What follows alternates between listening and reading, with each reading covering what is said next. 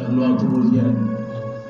Et je prie que tous ceux qui sont en train de nous suivre maintenant, et même ceux qui sont dans cette salle, que chacun nous puissions nous rendre compte que nous sommes devant la présence de Dieu. Que nous ne sommes pas en train de réaliser une émission, mais nous sommes en train de prier et nous sommes dans la présence de Dieu. Nous voulons être nous-mêmes les bénéficiaires de ce que nous faisons avant que cela n'impacte les autres. Que la gloire te revienne dans le nom puissant de Jésus. Amen. Amen. Que Dieu soit béni. Nous allons relire notre verset de base. Aujourd'hui, nous allons lire que 2 ou 3 versets. Je vous bénis dans le nom puissant de Jésus. Nous sommes dans Juge au chapitre 6. Et là, nous lisons le verset 11, 12 et 13. 11, 12 et 13. Quelqu'un peut venir le lire. 6, 11, 12 et 13. Juge chapitre 6, versets 11, 12 et 13. Nous lisons au nom de Jésus. Ok. Puis vint l'ange de l'Éternel et s'assit sous le térébinthe d'Ophra qui appartenait à Joas de la famille d'Abiézer. Gédéon, son fils, battait du froment au pressoir pour le mettre à l'abri des Madian. L'ange de l'Éternel lui apparut et lui dit: L'Éternel est avec toi, vaillant héros. Gédéon lui dit: Ah, mon Seigneur, si l'Éternel est avec nous, pourquoi toutes ces choses nous sont-elles arrivées? Et où sont tous ces prodiges que nos pères nous racontent quand ils disent: L'Éternel ne nous a-t-il pas fait monter hors d'Égypte? Maintenant l'Éternel nous abandonne et nous livre entre les mains des Madian. Amen. Amen. Voilà. La technique a ses caprices et la caprice a ses techniques. Et cela ne vous dérange pas. Le plus important est ce que nous sommes en train de lire. Écoutez ce que la Bible dit. Nous prendrons quelques troncs parce qu'aujourd'hui nous allons lire. Nous allons essayer d'étudier certains principes qui vont nous aider à comprendre comment détruire mendiant. La semaine, comme je le dis, nous parlons comment détruire mendiant. Et le dimanche, nous réveillons le héros qui sommeille en nous.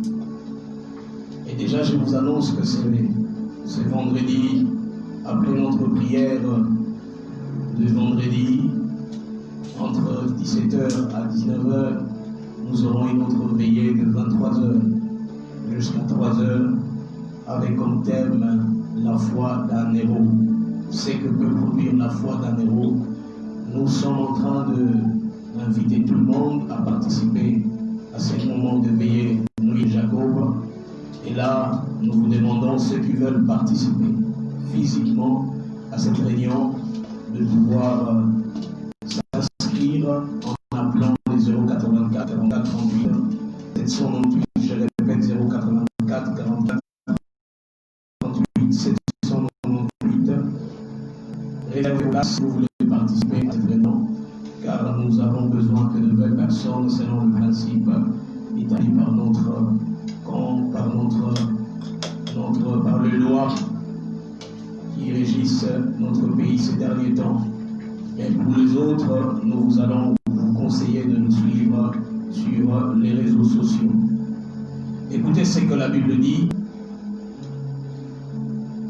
Puis vint l'ange de l'Éternel et il s'assit sur le térébinthe d'Ophra qui appartenait à Joas de la famille d'Abiézer. Gédéon, son fils, battait du froment au pressoir pour le mettre à l'abri des mendiants. L'ange de l'Éternel lui apparut et lui dit: L'Éternel est avec toi, vaillant héros. Gédéon lui dit: Ah, mon Seigneur, si l'Éternel est avec nous, pourquoi toutes ces choses nous sont-elles arrivées? Et où sont tous ces prodiges que nos pères nous racontent quand ils disent: L'Éternel ne nous a-t-il pas fait monter hors d'Égypte? Maintenant, l'Éternel nous a abandonnés et il nous livre entre les mains des mendiants. L'Éternel se tourna vers lui et dit, va avec cette force que tu as et délivre Israël de la main des mendiants. N'est-ce pas moi qui t'envoie? Amen. Ce que nous allons essayer de comprendre aujourd'hui, c'est l'attitude de l'ange de Dieu lorsqu'il vient en intervention spéciale. Et aussi la réaction de Dieu, Elohim lui-même, lorsqu'il se décide d'intervenir personnellement. Parce que une chose que tu ne peux pas oublier, mendiant, on ne les détruit pas par sa force naturelle. Il est tellement puissant, il a des alliances fortes, il a l'économie avec lui, il maintient plusieurs lobbies avec lui. Vous voulez détruire mendiant, vous n'allez pas utiliser les armes que mendiant possède.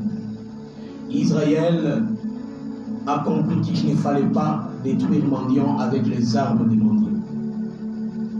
Les mendiants venaient avec les chameaux, avec une armée forte, détruisaient. Et Israël a compris que la seule façon de détruire mendiant n'était pas d'aller aussi détruire les histoires des mendianites. Parce que cela serait une guerre sans fin. Pièce contre pièce, comme disent certains, arme contre arme, couteau contre couteau, et en même temps, œil pour œil, dent pour dent. Chose qui n'a toujours jamais été une victoire dans une guerre. Il faudra tout le temps changer de stratégie pour vaincre votre ennemi, car beaucoup de nos ennemis font confiance à leur système de défense. Et lorsque vous délocalisez le combat, ou lorsque vous délocalisez le système de défense, ou vous essayez de changer votre tactique de défense, ou votre tactique d'attaque, votre ennemi sera surpris et pris à dépourvu. J'aimerais rappeler à quelqu'un, il est grand temps que tes ennemis soient dépourvus. Et qu'ils soient pris à dépourvu aussi. Je prie que quelqu'un comprenne qu'il faut maintenant que tu attaques tes ennemis sur un terrain où il ne s'y attend le moins. Tu ne peux pas détruire mendiant en allant sur le terrain où lui a déjà miné son armée. Tu dois chercher un terrain où tu seras le plus fort. Alors, Israël comprend cette vérité très importante. Et regardez ce qu'il fait. La Bible dit au verset 7, il invoqua Dieu. Il invoqua Dieu, ils crièrent vers l'Éternel au sujet des mendiants. Comme disent les Congolais, balaleli et tolonase. Balalela mendiant tolonase. Bazolela na Congo mendiant. J'aime quand un homme atteint Dieu intervient avec rapidité. Tous ceux qui se lèvent contre toi, sachant qu'ils ont le pouvoir, ils ont la force de te détruire. Et pas n'importe quelle force.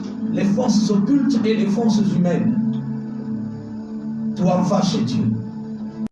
Parce qu'au-dessus de la justice humaine, au-dessus de toutes les attaques et des lobbying humaines, il y a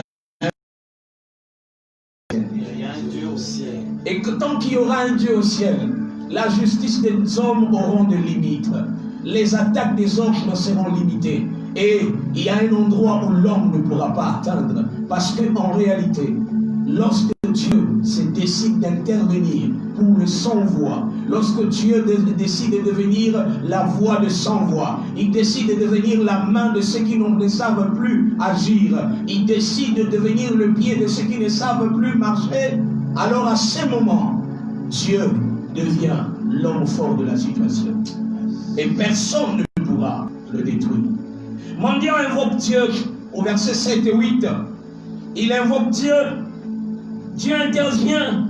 Et comment il intervient? Il envoie l'ange de l'Éternel. L'ange de l'Éternel qui est la théophanie. Ça veut dire Jésus-Christ dans l'Ancien Testament. Il vient, mais il pose un acte qui démontre qu'il vient pour opérer et rester longtemps. La Bible dit que l'ange vient et s'assit. Les anges sont des messagers. Ils viennent libérer les messages et partent. Les anges viennent, ils annoncent ce qui doit arriver. Rappelez-vous de l'histoire de Marie. Rappelez-vous de l'histoire d'Abraham. Rappelez-vous de l'histoire de ceux qui ont rencontré les anges comme Jacob. Les anges étaient là en train de venir libérer un message et ils devraient repartir parce qu'ils sont des messagers envoyés auprès des hommes. Mais cet ange, lui, l'ange de l'Éternel, Jésus-Christ dans l'Ancien Testament, il vient, mais il décide de s'asseoir. Dis avec moi, un ange va s'asseoir là où je suis. Un ange va s'asseoir. L'Éternel envoie un ange pour s'asseoir sur ma situation. L'Éternel envoie un ange pour s'asseoir. Le thérapeute d'Ophra était en fait le lieu approprié de la famille d'Abiézer. C'était une propriété privée de la famille d'Abiézer, la famille de Gédéon. L'Éternel envoie un ange dans le lieu privé de la famille de Gédéon et l'ange décide de s'asseoir. Dis avec moi, l'intervention divine de Dieu ne viendra pas de passage où il va s'asseoir. L'intervention divine de Dieu ne viendra pas de passage, il va s'asseoir. Lorsque Dieu vient s'asseoir, ça veut dire qu'il prend toutes les situations en main. Il vient s'enquérir de la situation dans le moindre détail. C'est lui qui s'assied, c'est qu'il a tout le temps pour lui. Yes. C'est lui qui s'assied, c'est qu'il a tout le temps pour lui. Je suis venu déclarer sur la vie de quelqu'un. L'ange de l'Éternel s'est décidé d'avoir son temps pour toi. Dieu se décide d'offrir un temps pour ta situation. Dieu se décide d'accorder un temps favorable pour s'enquérir de ta situation. Tu as longtemps duré, tu as pleuré, tu t'es lamenté, tu as été rejeté. Mais maintenant, un ange vient s'asseoir. Il vient s'asseoir. Il vient s'asseoir pour comprendre quelle est ta douleur. Il vient s'asseoir pour voir les réalités qu'il a entendues de ses oreilles, qu'il a entendues de tes cris, lorsque tes cris montaient jusque vers Dieu. On lui a annoncé qu'il s'agissait d'une situation compliquée, mais il dit, je veux moi-même m'enquérir de la situation. Et il vient s'asseoir. Je viens prier sur ta vie. Je viens invoquer la main de l'Éternel. Que Dieu envoie un ange qui viendra s'asseoir, vivre la situation que tu vis, pleurer avec toi, comprendre ta douleur, comprendre tes réalités, et s'enquérir de ta situation, même quand les hommes refusent de t'écouter. Et comme il a battu Moussou, et comme il a battu Moussou, pour éviter yo, parce que ta situation est devenue compliquée, tes réalités sont devenues compliquées, ils ne peuvent plus s'asseoir avec toi, ils ne peuvent plus venir s'asseoir sur une même chaise sur toi, avec toi, parce qu'ils se disent, en réalité, tu ne vaux plus rien, tu deviens une charge pour eux. Mais l'ange de Dieu vient, il dit pour moi, je préfère m'asseoir dans sa propriété privée. Je viens prier sur la vie de quelqu'un. Dieu a décidé d'envoyer ses messagers. Pas des messagers qui passent comme des étoiles filantes, mais des messagers qui viennent s'asseoir. L'ange de l'Éternel représente Jésus-Christ.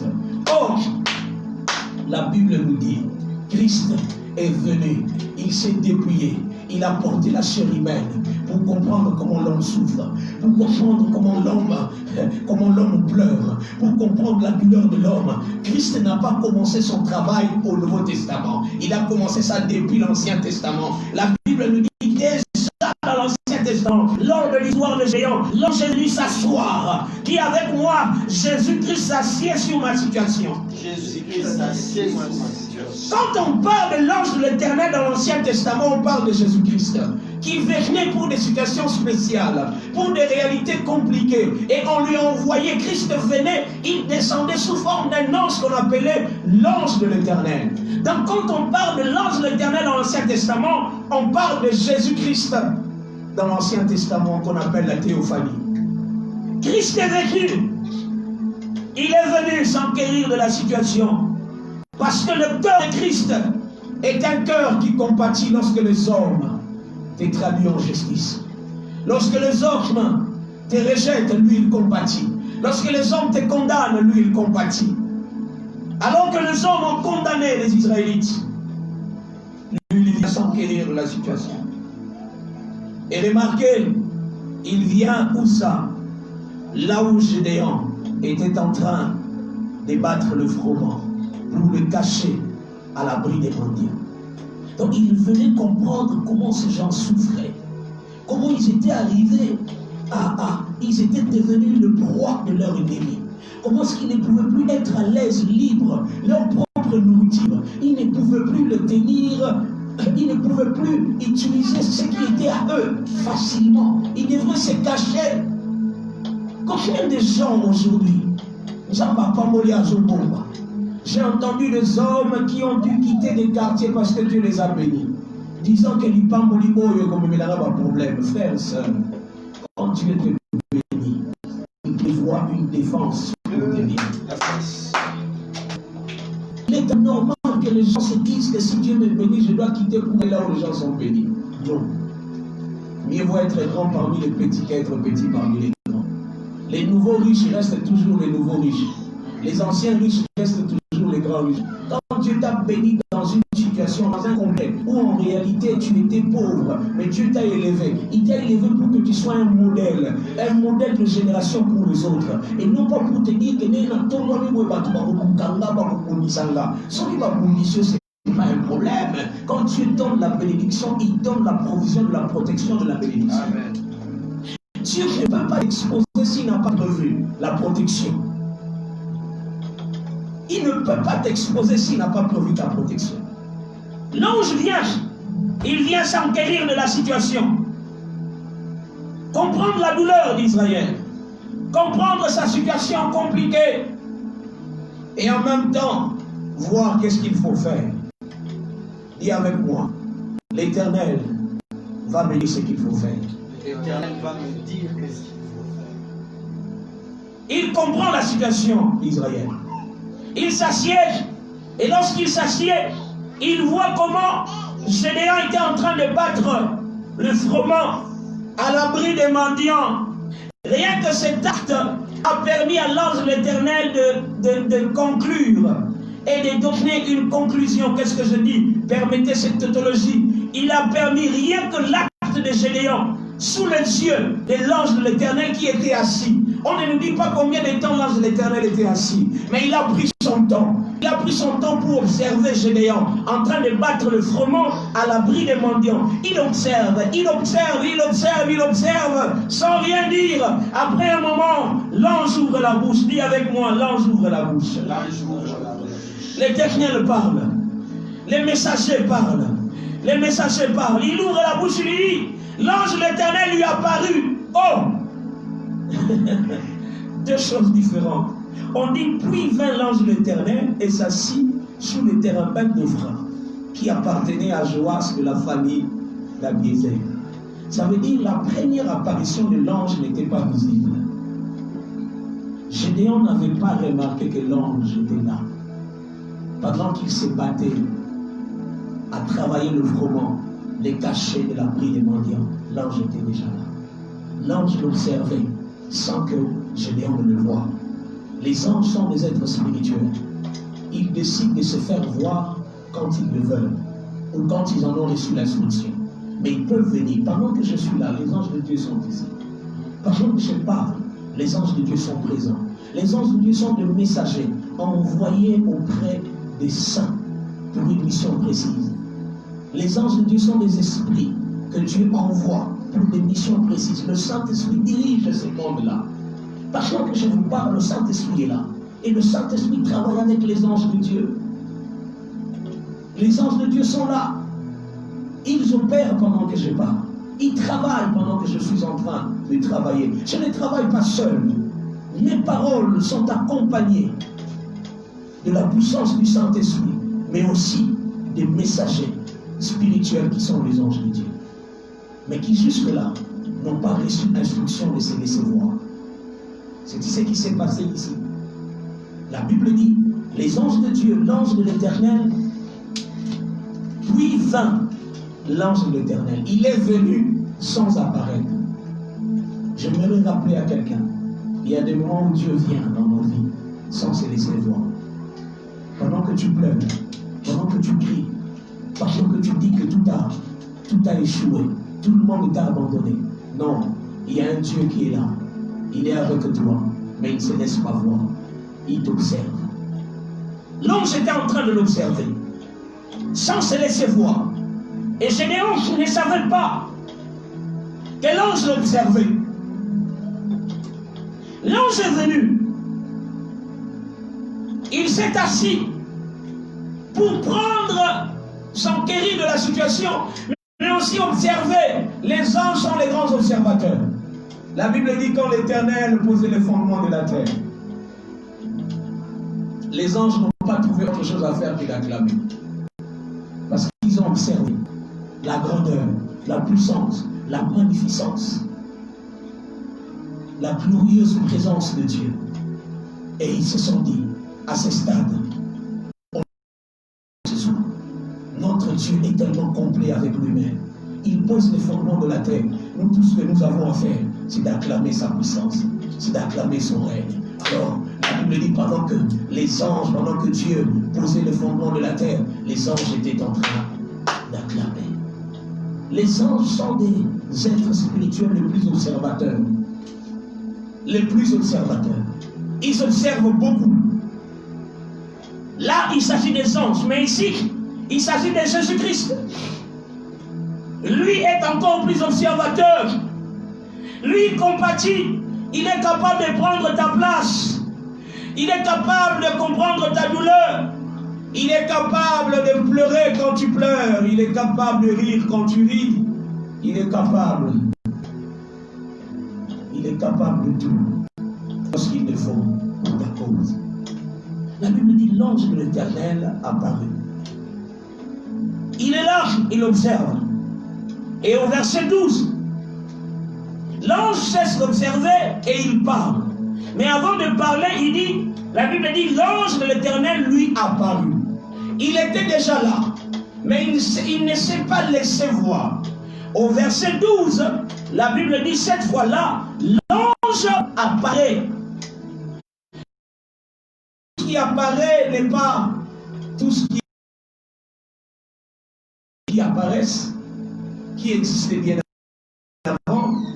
Il y a des choses aussi qui apparaissent, mais qui ne veut pas dire que tout ce qui apparaît est tout ce qui existe. Il y a des choses qui existent sans apparaître. Il y a des interventions de Dieu qui s'opèrent dans le spirituel sans que tu ne le vois. Il y a des interventions divines de Dieu qui travaillent pour toi, pour ta joie. Il travaille. Dieu n'a pas besoin de te dire quand il travaille. Dieu n'a pas besoin de te dire pourquoi il travaille. Quand il te le dit, c'est que lui-même sait pourquoi il te le dit.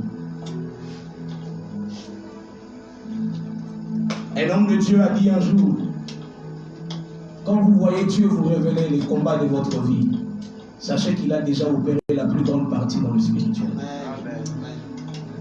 Quand l'Éternel vous laisse voir vos ennemis vous détruire, c'est qu'il vous a déjà, il a déjà combattu pour vous, le spirituel. Il a renversé vos ennemis. Et le peu qui reste, il le fait voir. Je voudrais que quelqu'un ait confiance dans les promesses de Dieu.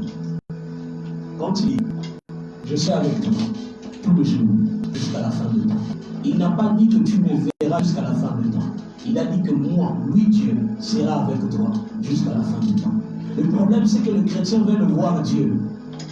Mais Dieu n'a pas dit que vous allez me voir jusqu'à la fin du temps. Non. Il a dit, je serai avec vous jusqu'à la fin du temps. Dieu ne vit pas dans le monde où nous vivons. Mais Dieu influence dans le monde où il vit. Il influence dans le monde sans y être présent. Parce que c'est lui le maître de ce monde. C'est lui qui contrôle ce monde. Il n'a pas besoin d'être présent dans ce monde pour travailler. De là où il est, du monde où il règne, il dit, je contrôle. Lève la main droite, dit, Dieu est avec moi. Il influence ma vie. influence. Je crois à son intervention. Même quand je ne le vois pas, je sais qu'il est là. Je n'ai pas besoin de le voir pour voir. Je crois car je le verrai s'accomplir. C'est un Dieu qui opère en cachette. C'est un Dieu qui opère en cachette. Lorsqu'il accepte de se révéler, c'est qu'il a quelque chose de spécial à révéler. Quand Dieu se décide de se révéler, c'est qu'il a quelque chose de spécial à révéler. Quand il décide de se révéler, c'est qu'il a quelque chose de spécial à révéler. Il y a certains combats qui émanent de ses prérogatives les plus naturelles. Il y a certains combats qui émanent de ses prérogatives les plus naturelles. C'est comme un papa qui se bat pour la vie de ses enfants. Il n'a pas besoin tout le temps de rappeler à ses enfants, je ne me bats pour vous. Hein. Je me bats pour vous. Je cherche l'argent pour que vous mangiez. Non. Il le fait naturellement. Parce que c'est dans ses prérogatives. Mais quand un homme ou un père décide de parler à ses enfants de ses prérogatives, c'est qu'il veut donner un message tout autre à ses enfants. Et quand Dieu, qui combat pour nous, dans le silence, qui combat tout autour de nous, pendant que nous ne le voyons pas, la nuit pendant que nous dormons, il nous couvre de ses grâces. Il campe tout autour de ceux qui les craignent, sans que nous ne puissions le voir. Mais quand Dieu décide de commencer à révéler certaines choses dans nos vies, c'est qu'il veut nous donner une information spéciale. Quand Dieu t'ouvre les yeux pour que tu vois les combats de ta vie, cela ne veut pas dire que Dieu a dit qu'elle est liée.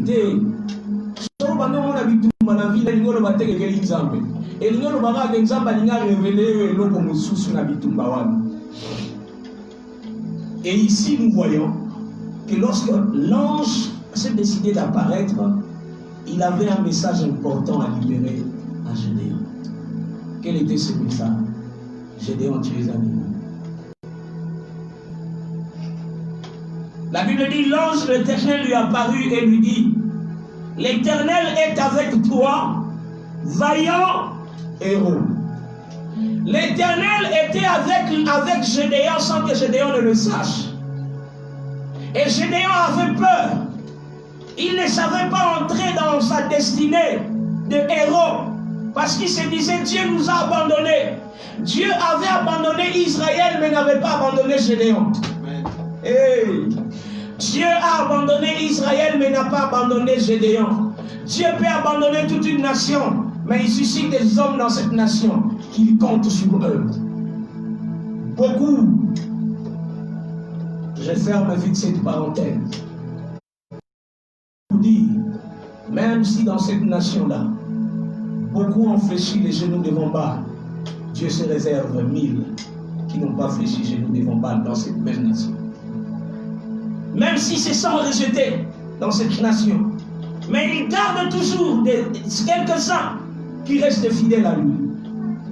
Gédéon, dans son cœur, était resté fidèle à Dieu. Même si Israël tout entier s'est détourné de Dieu. Mais dans le cœur de Gédéon, Dieu a trouvé un homme capable de s'allier et de faire encore confiance en lui. Dieu a remarqué dans le cœur de Gédéon qu'il était possible que Gédéon lui fasse confiance. Même si Israël n'avait plus confiance en Dieu et s'est détourné de lui, ce n'était pas tout Israël qui s'est détourné de Dieu. La majeure partie, la majorité d'Israël s'est détourné de Dieu. Mais il s'est réservé quelques personnes qui n'ont pas fléchi les genoux. Notamment Gédéon. Gédéon, à cause des réalités qui entouraient son pays, il se disait, ça ne va pas. Je vais me cacher comme les autres. Alors, il fallait que l'ange apparaisse.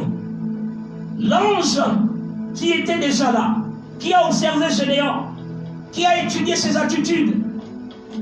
À la fin, il vient dire à Gédéon, Gédéon, Dieu est avec toi. Vaillant. Je suis venu rappeler à quelqu'un, et quand Dieu vient te parler, il ne vient pas pour t'écraser. Il vient pour accorder une confiance à ce que tu es. Dieu vient renforcer les capacités qu'il a placées en toi. Dieu ne vient pas écraser les capacités qu'il a mises en toi. Dieu vient le détail de ce qu'il a placé en toi. C'est plutôt l'ennemi qui vient détruire le peuple que Dieu a placé. Mais quand Dieu vient, il vient réveiller ce qu'il a placé en toi. La Bible dit, il dit à Gédéon, vaillant héros, l'Éternel est avec toi. Écoutez maintenant, le verset 13, c'est là que je veux terminer. La Bible dit, Gédéon dit, ah mon Seigneur, si vraiment tu es avec nous, pourquoi toutes ces choses nous sont-ils arrivées? Et où sont ces prodiges, où sont ces signes que nos pères nous racontent quand ils disent l'Éternel ne nous a-t-il pas fait monter hors d'Égypte? Maintenant l'Éternel ne nous a-t-il pas livrés entre les mains des mendiants? Qu'est-ce qui s'est passé là? Gédéon a touché le point faible de Dieu. Rappeler les promesses de Dieu. Rappeler les exploits du passé de la part de Dieu. Quand vous vous rappelez à Dieu ce qu'il a eu à faire dans le passé, cela motive Dieu à réagir dans le présent. Quand vous vous rappelez à Dieu ses actions, ses exploits du passé, cela motive Dieu pour qu'il opère dans le présent. Il y a beaucoup de gens qui ne comprennent pas comment attirer l'intervention de Dieu dans leur vie. La meilleure façon d'attirer l'intervention de Dieu dans vos vies, c'est de rappeler à Dieu ses anciennes interventions qui ont été des exploits dans le passé. Rappelez-lui que hier, vous m'avez délivré. Hier, vous avez opéré un miracle.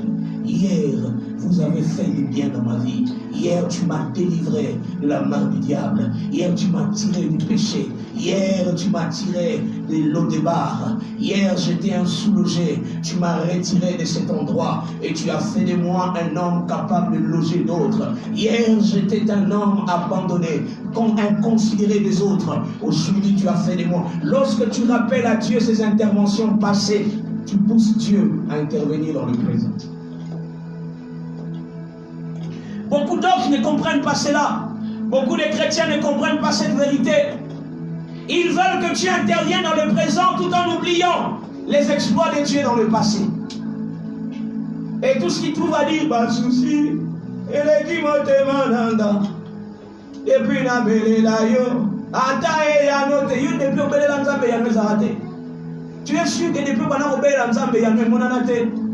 Tu es sûr que depuis que tu invoques Dieu, Dieu n'a jamais réagi. Il y a des chansons que tu ne peux pas chanter. Il y a des mots que tu ne peux pas prononcer de ta bouche. Même Jésus-Christ, lorsqu'il était devant un dilemme, 5000 personnes sans compter les femmes et les enfants, avec 2 poissons et 5 pains. 5 pains et 2 poissons. Christ n'a pas regardé. Il a levé les mains et il a dit, je te dis merci parce que tu m'exauces. Et je sais que tu vas m'exaucer. Il remercie son Dieu parce qu'il avait confiance à ce que Dieu fait. Il savait que Dieu interviendra. Il sait qui est son Dieu. La Bible dit, le peuple qui connaîtront leur Dieu agiront avec fermeté. Ils n'ont pas dit le peuple qui auront connu Dieu. Le peuple qui apprendront à connaître Dieu, non. Il dit le peuple, ceux qui auront connu Dieu dans le passé. Le passé n'est pas oublié. Les événements du passé ne sont pas considérés, mais pas les exploits de Dieu dans le passé. Amen. Dieu interdit que les événements des hommes soient considérés dans le passé. Mais il ne vous dit pas d'oublier ces exploits. Dieu n'est pas un homme. Il dit ne pensez plus aux événements passés en fonction de l'homme, pas par rapport à Dieu. N'oublie jamais les bienfaits de Dieu. N'oublie jamais les exploits de Dieu dans le passé. Ce sont les exploits de Dieu dans le passé qui attireront l'intervention de Dieu dans le présent. Beaucoup ne voient plus la main de Dieu dans le présent parce que Dieu s'est fatigué de voir l'ingratitude des hommes. Dieu s'est fatigué de voir des hommes qui ne font que pleurer. Pleurnicher à tout moment. Yale la kaka, yale la kaka. Et ngaïma kila boudin, yo boudin. Pote kaim. Tolia ou bien la katia mapa. Yo boudin. Ngama kila ntaba, yo ntaba. La Bible dit qu'il a racheté les hommes de tout peuple. Il n'a pas racheté les ntaba de tout peuple. Il a racheté les hommes de tout peuple et de toute race. Il a fait un royaume des sacrificateurs. Comment tu peux déclarer des choses pareilles sur ta vie? Tu as été racheté par le sang précieux de l'agneau. Combien sont ceux qui peuvent encore se rappeler des exploits dit cela il y a 2000 ans à la croix de Golgotha. Combien sont ceux qui rappellent encore à Dieu, à la croix tout a été accompli. Lorsque vous rappelez à Dieu que tout était accompli à la croix de Golgotha, vous poussez Dieu à intervenir dans le présent. Lorsque Gédéon a rappelé à Dieu les exploits du passé, il dit, mais nos pères nous ont dit que tu les as délivrés. Nos pères nous ont dit que tu as opéré des prodiges en Égypte. Dieu s'est réveillé. Mais tu as simé ce qu'il va rater. Écoutez ce que tu as fait. La Bible dit, au verset 14, l'Éternel se tourna vers lui et lui dit, va avec la force que tu as et délivre Israël de la main des Mandiens. N'est-ce pas moi qui t'envoie? N'est-ce pas moi qui t'envoie? Lorsque Gédéon a rappelé à Dieu les exploits de l'Égypte, qui est resté dans les annales de toutes les nations, quand les nations apprenaient ce que Dieu avait fait en Égypte, toutes les nations avaient peur. Et à chaque fois, voilà même pourquoi ce que Dieu avait insisté, commence la Pâque, pour qu'on se rappelle de ses exploits. On ne pouvait pas les oublier. Et à chaque fois qu'on rappelait à Dieu ses exploits, Dieu se sentait dans les... C'est comme un champion qu'on est en train d'encourager. Il est dans les rings, il veut opérer des choses et il attend qu'on puisse l'encourager. Allez les bleus, allez les léopards, allez je ne sais pas les qui, mais ils sont allez Elohim, allez Elohim, allez Elohim, allez Elohim. Tu as agi dans le passé, je sais que tu agiras dans le présent. Tu m'as délivré dans le passé, je sais que tu me délivreras dans le présent. Tu as opéré hier quand j'étais malade, alors que les médecins ont dit des choses sur moi, mais tu m'as délivré de cette maladie. Je crois fermement, le même Dieu du passé est le Dieu du présent. Tu n'as pas changé. Lorsque Gédéon a prononcé ces paroles devant Dieu, Dieu s'est senti comme un héros. Non, Dieu s'est senti comme un combattant qui s'est battu il y a longtemps. Aminini, ça va dire ainsi là. Comment cet enfant peut me dire des choses comme ça? Si la terre, je suis encore là. Je suis encore là. Je suis encore là. Je suis encore là. Je reste héroïne. Je m'appelle Dieu, je suis. Lorsque j'ai rappelé le passé, Dieu, il dit, mais où sont ces choses que tu as mis dans le passé? Où sont ces réalités, ces signes et ces prodiges? Dieu dit, ça y est, cet enfant vient de provoquer ce qui était en moi. Il y a longtemps qu'Israël n'a pas pu utiliser le pouvoir qui était en moi. Cet enfant vient me donner l'occasion d'opérer. Alors il vient, il dit à Gédéon, la Bible dit, il se tourne vers lui. Je prie Dieu, quand tu parleras à Dieu des exploits du passé, Dieu va se tourner vers toi. Tu veux que Dieu se tourne vers ta situation, rappelle-lui ce qu'il a fait dans ta vie. Tu veux que Dieu se tourne sur ta situation, rappelle-lui de ce qu'il a opéré dans le passé sur ta vie. Il se tournera sur toi. Lorsque Gédéon a rappelé à Dieu les exploits de l'Égypte, Dieu se tourna vers Gédéon. Il regarde Gédéon et dit, hey, tais-toi. Va maintenant. Va avec la force que tu as. N'est-ce pas moi qui t'envoie? Qu'est-ce qu'il voulait dire quand il dit n'est-ce pas moi qui t'envoie? N'est-ce pas moi le Dieu qui t'a délivré de l'Égypte? N'est-ce pas moi le Dieu qui a opéré dans le passé? Alors c'est moi qui t'envoie. Pas mes pas au monde. Le bas qui s'en a été. Comme dit certains, voilà. Le bas qui l'a tatayoté. Le bas qui n'a pas tayoté. Le bas qui n'a présidenté. Le bas que je ne suis pas la nation la plus forte. Et là Dieu dit, c'est moi qui t'envoie. Va leur dire, c'est moi. Comme un jour il a dit à Moïse, lorsqu'ils te demanderont, qui es-tu et qui t'envoie, tu leur diras, je suis mon envoyé. Dieu aime qu'on les place sous son trône de gloire et qu'on les considère comme le Dieu puissant. Je viens parler avant de terminer sur la vie de quelqu'un. Attention sur ce que tu dis de Dieu. Attention, je viens élever ma main pour déclarer sur ta vie que ta mémoire soit renouvelée. Rappelle-toi les exploits du passé. Rappelle-toi d'où Dieu t'a tiré. Rappelle-toi d'où est-ce que Dieu t'a tiré. Il t'a tiré de loin. Il t'a tiré de loin. Rappelle-lui les exploits du passé. Dis-lui, je ne mourrai pas. Je vivrai. Je rencontrerai les œuvres de l'Éternel.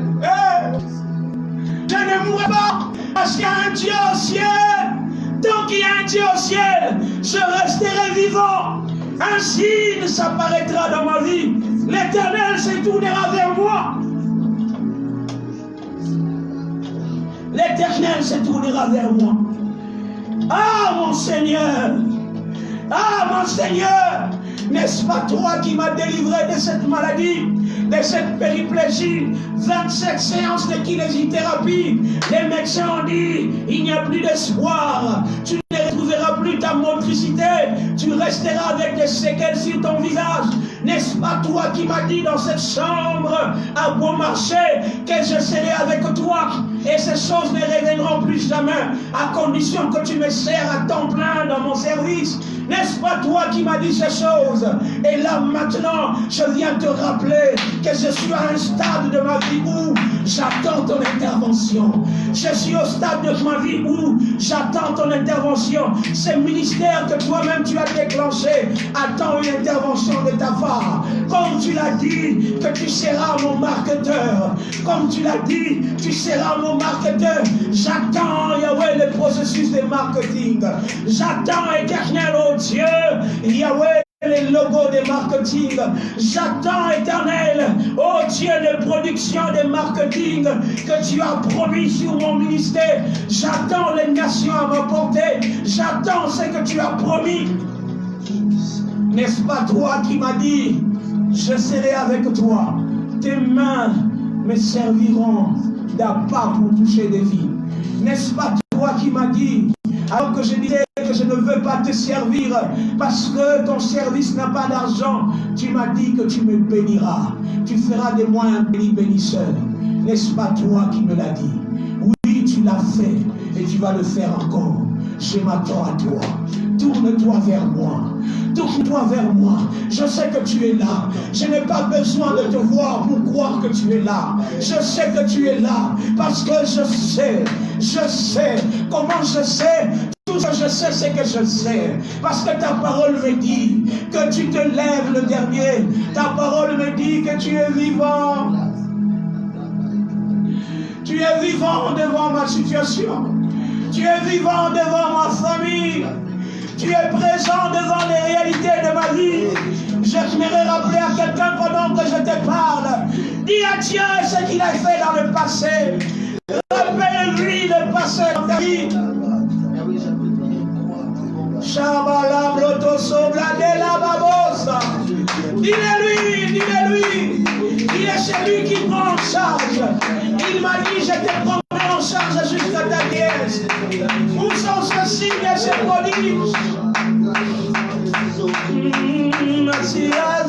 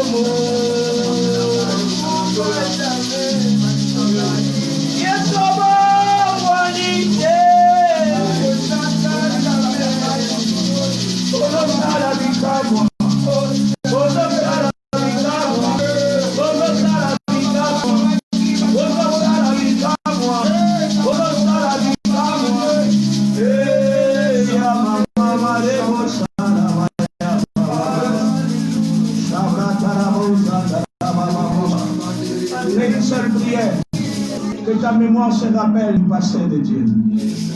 Dis à Dieu, rappelle-moi. Saint-Esprit, rappelle-moi ce que tu as opéré dans le passé de ma vie. C'est possible. C'est possible. C'est possible. C'est possible. Parle-lui. Parle-lui. Réveille ma mémoire, Saint-Esprit. Réveille ma mémoire. Réveille ma mémoire. Que je n'oublie pas les merveilles, les exploits, les interventions de Dieu. Le Saint-Esprit de Dieu. Alors que je suis aux abords de la paix, aux abords de la déception.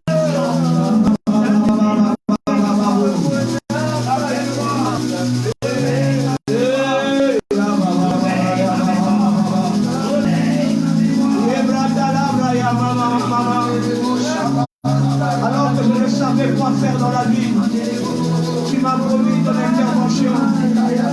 Tu m'as rassuré que tu me feras tirer de cette situation. Alors que je me retrouvais éternel dans des situations compliquées, tu m'as rassuré